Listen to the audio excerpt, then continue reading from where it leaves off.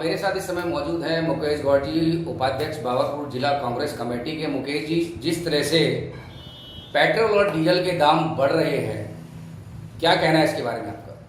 Petrol diesel के दाम मैं करीब 22-23 दिन से देख रहा हूँ, डेली बढ़ रहे हैं। और ऐसा पहली बार हुआ है कि सरकार जैसे आई है किसी न किसी तरह से अत्याचार कर रही है आम जनता पर, मध्यम वर्गीय पे और गरीब किसान मजदूरों पर।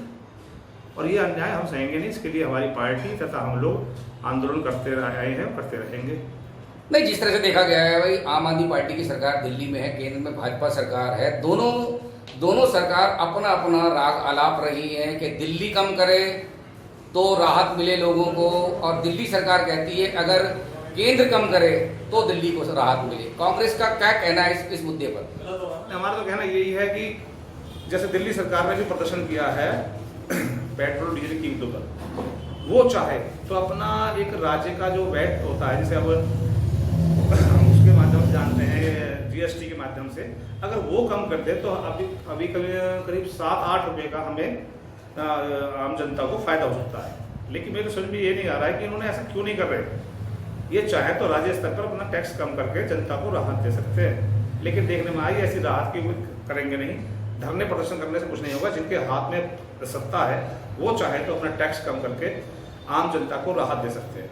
और रही बात केंद्र सरकार की, केंद्र सरकार को इसमें हस्तक्षेप करना चाहिए। जो कंपनियों को एक तरह से आज़ादी दे रखी है रेट बढ़ाने की दिन प्रतिदिन, इस पर अंकुश लगाया जाए। और जैसा कि मुझे चैनल के माध्यम से पता लगा था कि इनके तेल की बिक्री लॉकडाउन के दौरान कम हुई थी, इसलिए ये बिक्री को या जो इनके लाभांश था उसकी पूर्ति के लिए रेट बढ़ाए जा रहे हैं, जो कि उचित नहीं है।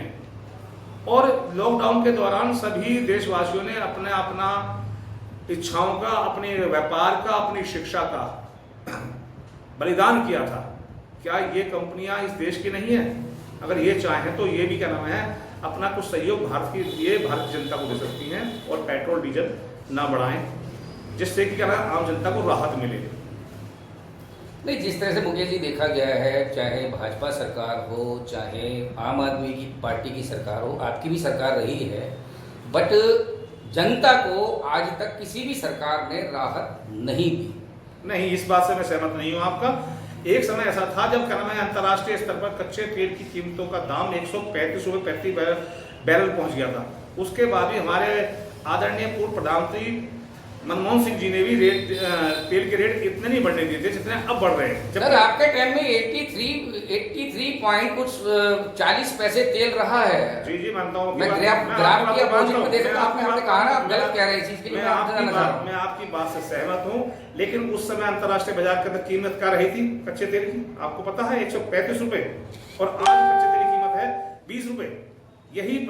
यही पेट्रोल डीजल हमें जो है आज चाहे तो 35 रुपए के आसपास मिल सकता है, लेकिन केंद्र सरकार इसकी तरफ ध्यान नहीं दे रही और कंपनी को इन पर कुछ नहीं लगा रही और कंपनी जो है खून चूस रही है। जिस तरह से मुकेश जी आप कांग्रेस पार्टी का प्रदर्शन चल रहा था, अभी कुछ ध्यान में मीडिया के कर्मियों से भी पता लगा, हमें भी पता लगा कि आम आदमी पार्टी भी पेट्रोल और डीजल के महंगाई की मार झेल रही है केंद्र सरकार, लेकिन केंद्र सरकार नहीं झेल रही, दिल्ली सरकार सबसे ज्यादा झेल रही है।